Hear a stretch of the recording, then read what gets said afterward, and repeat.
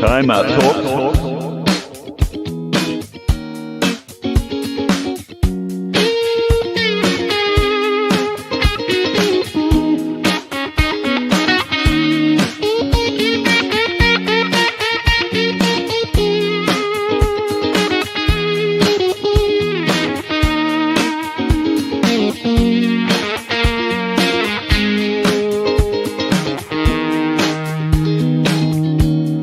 Timeout Talks. Timeout Talks.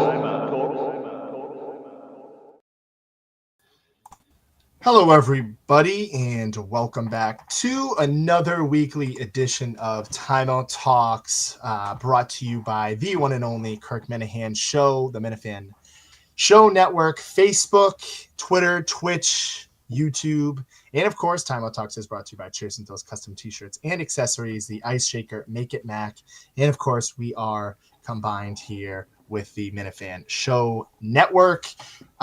Before we get going here, as you can see on the bottom of the screen here, do not forget to purchase your tickets to the Kirk Minahan Show at the Colonial Theater in Laconia, New Hampshire. The show starts at 8 p.m.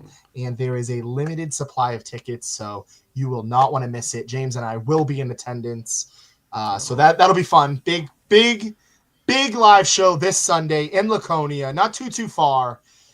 So definitely want to get your tickets now because they are running short, ladies and gentlemen. But other than that, tickets for that, Josh. I mean, Josh and James in attendance. Wow, that's big news over there. Go get those tickets for those guys. I'm sure. Yeah, of course, we are nothing close to the main attraction there for that. But of course, you do not want to miss that. That is this Saturday. Other than that, we have got so much to talk about tonight on this speed show. We've got some Boston Celtics stuff, finally, we can kind of talk about. We've got latest in the NBA, Boston Bruins update, Dan Hooker out on UFC 314. We'll talk about that a little bit. Who's Justin Gaethje going to face? I heard James saying it could be Fiziev. We'll maybe touch base on that. And, of course, we'll get to your comments. But first, Ben, the first ever, which was very good, Four Nations Cup. Team Canada absolutely ripped our hearts out. I mean, just by no one else other than Connor McDavid, who I've been ripping on all over. I've been saying, he finally can't get a win, can't get anything done. What does he do? In my home stadium, in TD Garden, he stuns Tkachuk and Brady Tkachuk, both the Tkachuk brothers, and Team Canada gets the win 3-2 in overtime, Ben. I mean, you couldn't have asked for a better Four Nations Cup, but just didn't go our way. No, that was a good fight, Josh. As expected and everything. It was built, the storyline was there. We had it. The comeback, everybody, as you pointed out to Chuck, he was battling some injuries. I know he didn't really play, but he didn't play as much as he wanted. He played a couple down the stretch, a couple key shifts and everything that they needed him to. But Brady Tkachuk stepping up, filling that void. I thought they had it. It looked really good. It's a good sign for the U.S., Josh. I think overall it was a good message to them and to the fans. Everyone seemed pretty interested in that. As we dive a little deeper, I don't know if we should do this every year. I don't want to, get it stagnant. I know this was a lot better than than just a regular All-Star game. I think it was better than that, but you want to keep doing this every year, Josh, and beat it into the ground. So maybe get some different teams, maybe allow more teams, maybe put 8 teams in there. Yeah. Get Ovechkin over there. I know Russia's not the most friendly right now and everything, but get those Russians over there. Finland. There's just some other teams, over there. It just, I don't want us to keep saying that because it's been great this year. The matchups were great, but I feel like it's get a little old seeing U.S. Canada every time. Interesting. Same. That was probably a poor example, Josh. U.S. Canada's never gonna be non-exciting, but I'd like to see someone else. I like to see U.S. play different teams, play different countries, I should say, and everything else like that. So I think overall it was a great experience. I enjoyed watching it, Josh. It was great. All the games were great. Way more intensity than I've ever seen, in any of these All-Star break formats. But it's just tough to watch those Canadians win. Just tough to watch that one go down the way it did. But hey, good for Marchand. Good for Marshawn and those guys. I can't fault him on that one, but Josh, I mean, McDavid didn't look that good until the last shot. So until that shot, so you can bank your head on that one. Hang your hat on that. But I think overall it was a great experience, great event, and like I said, I'm up for it again, but maybe a little different format, Josh. Maybe expand it, bring some different countries in here. Let's switch it up a little. No, I definitely see your point, and I think one thing that immediately stuck out to me is they're going to have the Olympics next year, so that's going to be kind of, you don't want to hammer that to the ground, so that'll be something obviously to keep an eye out for. I know different times of the year, Ben, but yeah, next year. Yeah, maybe every other year, or like you said, maybe the year after. I think maybe bring the All-Star game back next year. I doubt they do that just because. But yeah, you don't want to run this to the ground, and obviously you've got our nations are already going to be competing in the Olympics, and that'll kind of be. You don't want to run it to the course. Two times you're going to be having the nations go at it in within the span of a year in 2026. That'll be kind of rough. But I've got Patriots stink again. Here we go. We'll get to a couple NFL takes, but throw some NFL out there. Yeah, we're off and rolling. Kind of to just put a bow on this one, I thought Team Canada was the better team, man. They had Cale Makar back. We were missing Charlie McAvoy, who, again, I harp on him a lot, but hey, some people say he played arguably the best game of his career that past two Saturdays ago when they played, for the first time, Canada and USA. Without him on the ice, and this is going to kind of trickle over to the Boston Bruins talk that we're going to get to in a second, but without him on the ice, they definitely feel his impact. I will not say that. I will not sit here and say that they do not miss him for sure. But other than that, Team Canada, they got the best player in the world right now, Connor McDavid. I think we need to relax with the better than Gretzky stuff. I don't even think he's better than Ovechkin or Sidney Crosby right now. So everybody needs to kind of slow their roll with that stuff. But definitely the best player in the league. Definitely the best player in the world right now. And hey, he showed it. Big players come up in big moments. And, they did all they could. And one storyline I don't want to go under the rug here is Jordan Binnington in TD Garden is just a different guy. I mean, this guy, they were calling him out. They were, it's Jordan Binnington's in net. We've got Connor Hellebuck, who's clearly the better goalie. Well, that night it definitely didn't show, and he was on full display. Shout out to Jordan Binnington, who just, again, finds a way to get it done in TD Garden in Boston. And, I hate it. I hate to say Canada beat us, but, I mean, you're not going to win them all. And I guess, that's the hockey country, so they get the win, Ben. For now. We got the Olympics to look forward to next year. But great all-around, format and tournament here for the Four Nations Cup. Yeah, like you said, Josh, to start off this, overall, Canada is still better. It was a little hopeful right there. We actually got some players now, Austin Matthews, the Czech brothers, Fox. Fox is a third-line guy, Adam Fox, on the defensive pairing. Jacob Slavin, the guy from Hurricanes. This was a nice little refresher for me, too, on the hockey guys. I mean, I know these guys and everything, but some of these other ones, deeper cut guys, I gotta get my hockey knowledge a little up on. But Slavin was incredible. I remember him, obviously, know him from the Hurricanes and everything. So, but it was just good to see the signs, Josh. The signs of hope for us. And like I said, I mean, Canada. I think we just beat them in the goalie, as you said. Everyone said that Hellebuck was better. I don't know. I mean, that last he looked a lot better leading up to it. That game. Obviously, some of those snipes. What's he going to do? That last one from McDavid. If you give McDavid that much, space and just time to get a shot off like that, he's gonna tear you apart every time. He's gonna score like that. Can't really fault him for that one. Canada scored a bunch of good goals, so I'm not gonna kill him for that. Obviously, in that Sweden one, he let up that early one, but he didn't let up anything else. He had good performances. Just tough in that one, but yeah, Binnington just, I don't know, Josh. Like you said, he just turns into a different player. Canada was, crapping on him. Everybody was throwing him under the bus. They were blaming him for, everything going wrong with Canada. And like I said, I was ready for, we had the big goal advantage, and everything, and it just fell apart. It turned out to be the opposite. He saved them in overtime. He saved them at that end of the third period. So he kept them in it. So hats off to Jordan Binnington. Still don't like him for that Blues series, Josh, but it's tough, but I think this rivalry is still good. This rivalry is a wait to renew it again. Keep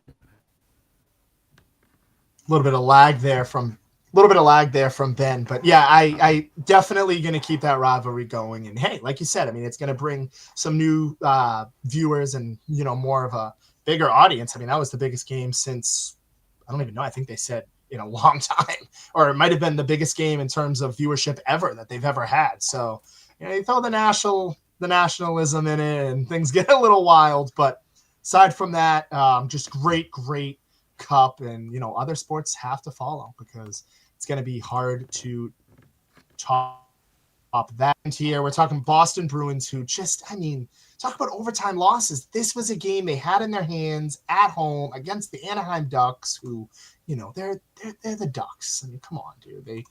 Boston Bruins blew that game. But couple of headlines here I'm going to throw at you, Ben. With the NHL trade deadline looming, you've got, I know that they've come out and said the Boston Bruins are not trading Brad Marchand. He's someone who is not going to be moved. But then again, there's some other reports saying the Boston Bruins are going to be sellers at the deadline. And, I don't hate it. I don't hate it, Ben. I know that they've got a lot of kind of work to kind of cut out here, but just looking at their schedule here, I mean, they've got the Maple Leafs tonight, which is, we always own the Maple Leafs, but again, a good pick-me-up game. The New York Islanders, who are right on our tail in terms of standings.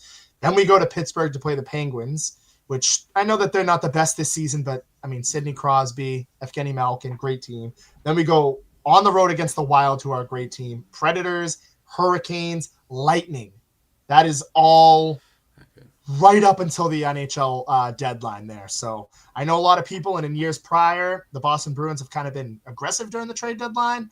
Ben, I'm going to say I think I kind of want them to be sellers, and I think I want them to kind of just talk about their future, because right now they're not doing it. If they go in and they go get another defenseman or go get another winger, it's not going to matter. It's not going to cut it. And Elias Lindholm, I know he's got 11 goals in the year. He's got 30 points, whatever, however many assists. He's not cutting it. Terrible deal. And last year, Ben, we talked all year last year during the season, this is the Boston Bruins. They're kind of playing better than we thought. They're ahead of schedule. Now they're going to be going into the 2025 or 2024 offseason with a lot of money in free agency. They didn't go out and get many guys. And I don't know, Ben. I think that they should deal some guys, some aging players. I think Pasternak's untouchable. I wouldn't really trade Swayman either, but they've got some guys to be moved, and they've got some prospects just waiting there in Providence. So why not give them a chance and try and trade for some good pieces? There's Robbie. Rob's here. Got Lewis here too. There we go. Shout out Lewis. That's a good little response from on that one. But okay, there we go. He's at the milk soon in there. Rob's a funny guy. Rob's all right over there. But no, I think for the Bruins, Josh, I wouldn't say sellers, but they're not buyers. I'm going to be just totally in the middle. Just don't do anything. Just keep Marchand. Keep the team. Might as well. I mean, if you trade Marchand, what are you really going to get? Somebody's going to give you maybe a decent couple players, maybe some picks, whatever. But I think it's not really going to take it to the playoffs. It's not really going to change this team's trajectory. I say you just run it with this team. Let's just run it, see how far we can get with them, and just start fresh. Just start fresh these next couple of years. I mean, Marchand's going to be out the way pretty soon, and you're going to have to find a new identity without him. So he didn't really pan out as a leader, Josh. Right now, the team's still just kind of it's just kind of floating. Yeah, they're just kind of floating around. They have their good games. They're looking good. Swayman's on point. They're doing their thing, and then some games they just come out flat. They just come out as a different team. Just no intensity. It's just this roster just not as good as some of these other teams.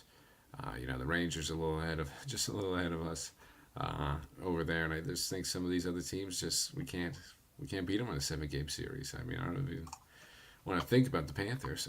We can't even really touch the Panthers at all. So I think for them it's just let's just ride it out, Josh. Let's ride out the season and see what we can get out of them. Yeah, I mean, it's frustrating. They're right on the cusp of 500, 27, 24, 61 points. You're looking up at, and I'm looking at this right now, you're looking up at the Columbus Blue Jackets. You're looking up at the Ottawa Senators, which I did not know they were pretty good. You're looking up at the Detroit Red Wings. It's, I don't know. I mean, that's for the wild card, too.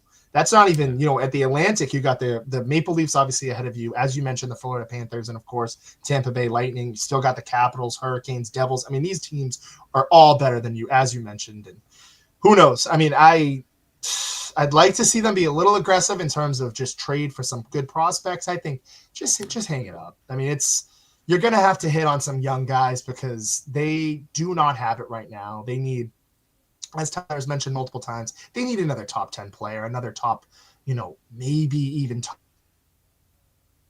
15. I know maybe some people say, Charlie McAvoy. I'm going to stick to it. Top 10 player in the league. You need two of them. Pasternak can't do it all by himself. And, I mean, he's even got his question marks, too. I know Jared, frequent commenter here. Shout out Skyforce out there in South Dakota. He's killing it out there as a coach. But, I mean, I know he's even said it himself, too. He's questioned Pasternak's, where is he going in the playoffs? There's a lot of question marks to be answered for the Boston Bruins. And I know I'm coming down hard here. I know there's going to be some people watching like, what the hell? But I think enough is enough, Ben. I mean, I'm sick of seeing them trading for these guys and nothing pans out. So I don't want to harp on it too much, but I'm very, very curious for what the Boston Bruins do. And maybe Ben's right. Maybe the best option is to just stand pat, not make a move, and figure it out in the offseason. Yeah, and it's just a good point at the end too, Josh. Pasta, he's not without his own faults too. He's our star guy and everything, and we're looking at Swayman too, paid him all this money, and these guys have some have more than their fair share of offense.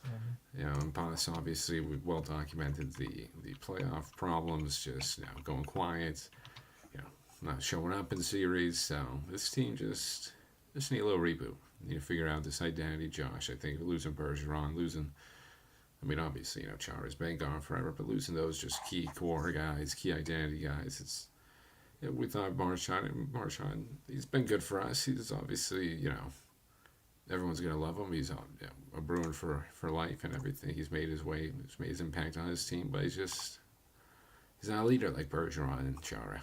He's for sure. He's the rat. We know what he is on this team. He's a very skilled one. He's one of the best. I love having him on our team, and I wouldn't have it any other way, but it's just he's not the leader. He's not what we need over here. He's a good side guy. He's a good veteran guy to help some of these younger guys out. But he's not he can't be the full the head honcho over here. So I think we just need to figure out something else. Get some more of these guys, like you said. Get at least another one top 10, even still top 15 talents. And just try to go from there. Try building out this roster again because we got some good guys, like you said, McAvoy. When he's healthy, I think, obviously when we said that big hit, I think that changed him a little too. I think he's got a little more confidence coming back from it. That was a good little tournament for him. Obviously injured, but I think that really boosted him up a little over there. So I'm excited. I'm excited for the Bruins, but it's just not the year, Josh. So we got to admit that one and just maybe let's just sit tight and let's try to beat the Anaheim Ducks next time. It was a rough one. It was nice. We made the comeback. I thought once you make that comeback down 2-0, you kind of got all the momentum and you got the game. It's just typical Bruins, just losing the game in overtime, but with all the momentum. But it's just tough, Josh. Definitely is. I don't know what type of lag that was there, but we're going to move forward. Boston Bruins, we'll see. There's only so much optimism you can have. We've been trying here for a while. On the other side here, the other Boston team, the other TD Garden team, this Celtics team right now is just, they're coasting. They're coasting, and everybody talks about the Cavs. Everybody talks about the Knicks. They toyed with the Boston Knicks. The Boston Knicks, the New York Knicks this past weekend. They are undefeated against them this year. And it seems like they just own them in general. They're 6 games out of the first seed. I don't even think that matters, Ben. But the biggest question is, who is the biggest threat to the Boston Celtics, if there even is one? Okay, no problem, Jimmy. I got you on that one. I think I'm still lagging on this one, Josh. I'm going to keep it Little short, bit. so I want to get this one out just to make it clear. It's a tough one. I've been thinking about this one before the show. I think it's the Houston Rockets. Wow. The Houston Rockets who No were... surprise one. Okay. Yeah. You think they go to I the think NBA championship? You said the biggest threat. Biggest threat's the Celtics if they get there. Okay.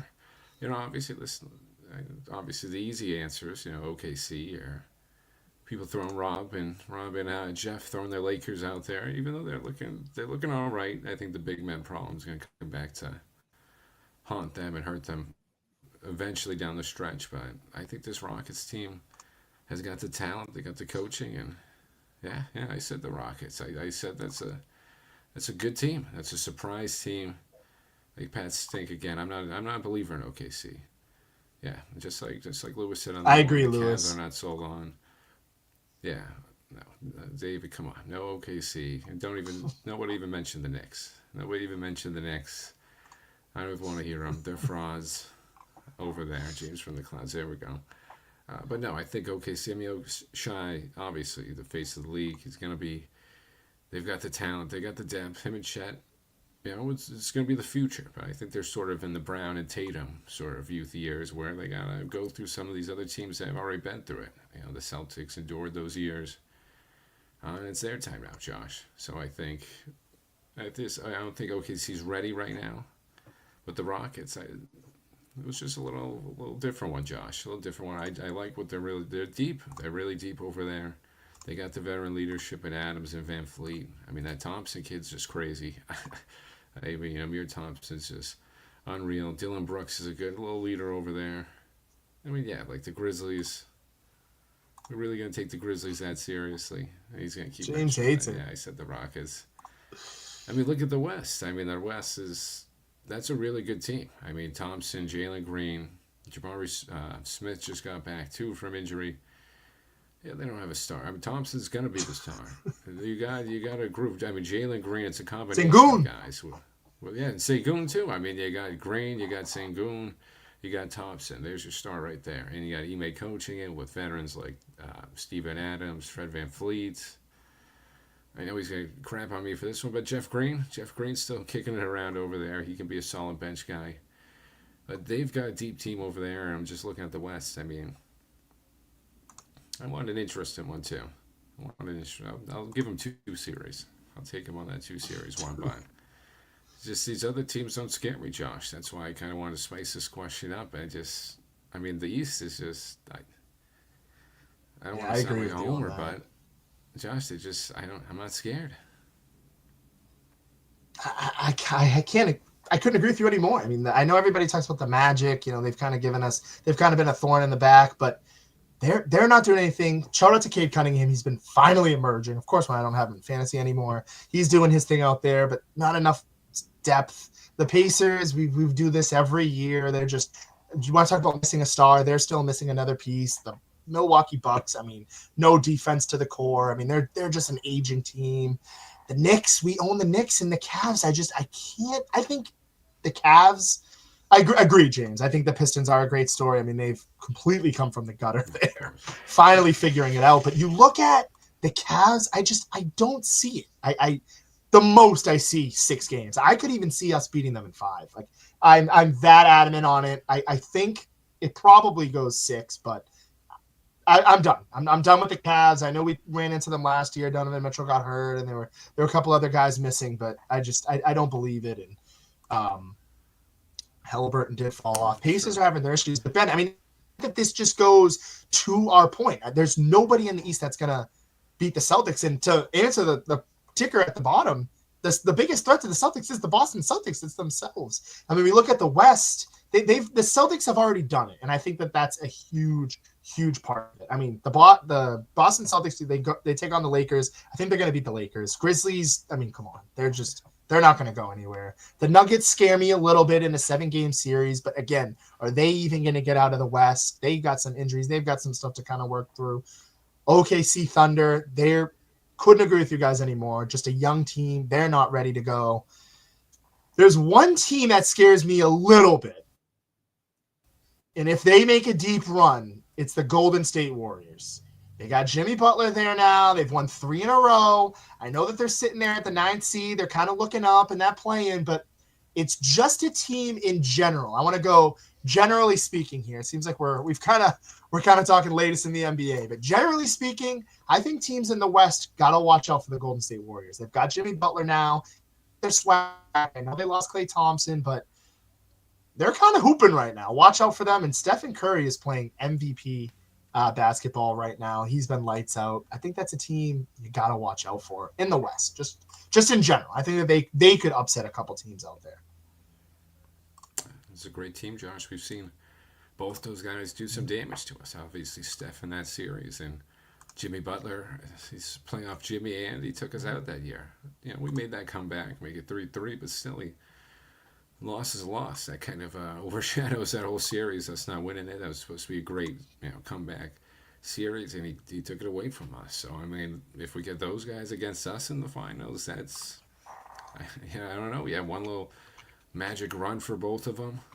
It's definitely a possibility. That's a scary team. I like that one, Josh, and they're putting it together right now. Jimmy Butler, great addition, obviously, over there for them and everything, but sure. As you pointed out, we'll go through that. I mean, the Celtics just have an answer for them, everything. You look at the Grizzlies, they can just shut down Ja, and you got the big guys to stop Jaren Jackson. OKC, I think you just shut down Shy and then let the rest of the guys beat you. They can do that, and you just go through these teams, and they've got an answer to each of them. So it's just it's a little boring, but I love watching this team. The Celtics, they got everything.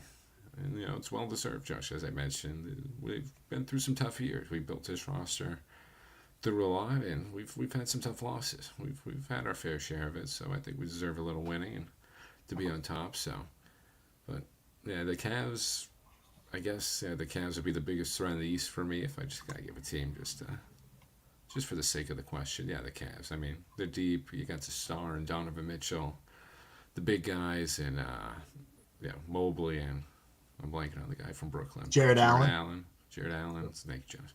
That one too, but they got the bench. Garland's looking good. Not the bench, but they got a deep team over there. So still don't scare me. But it's going to be interesting, Josh. It's going to be interesting. And hey, I know it's off topic too, but Mavs Lakers, another interesting storyline tonight.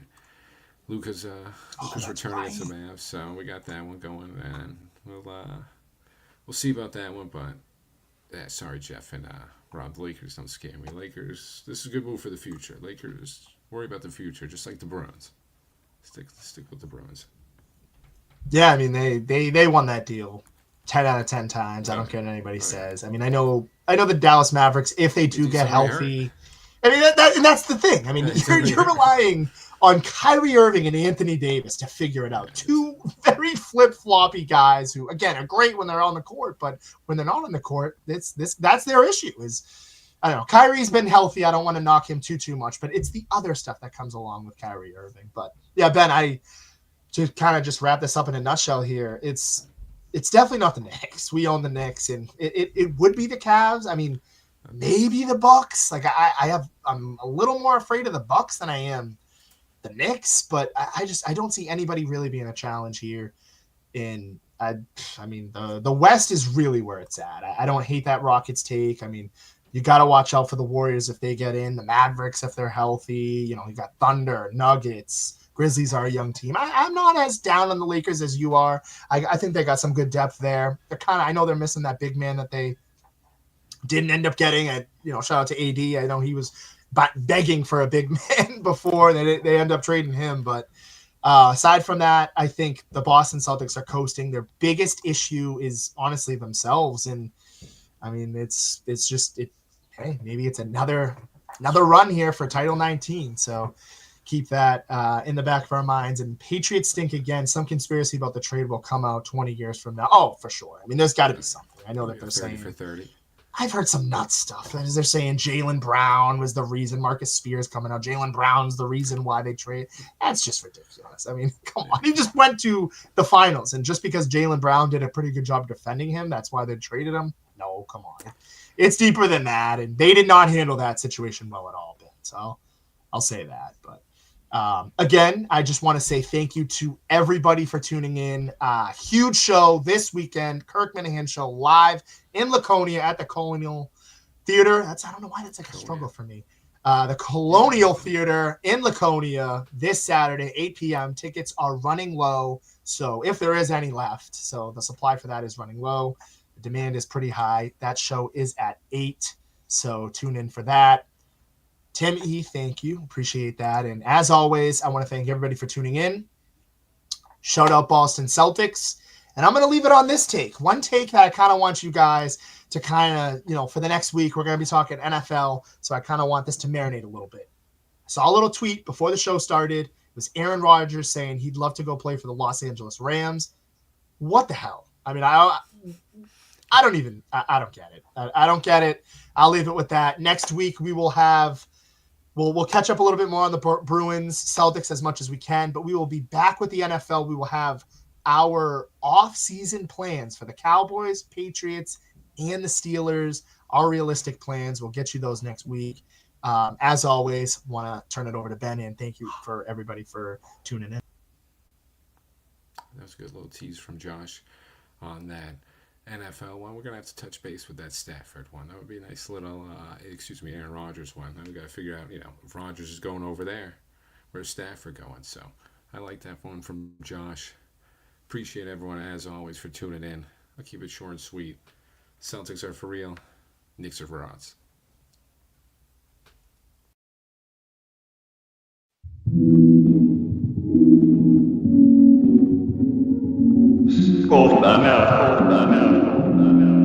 Timeout Talks. Timeout Talks.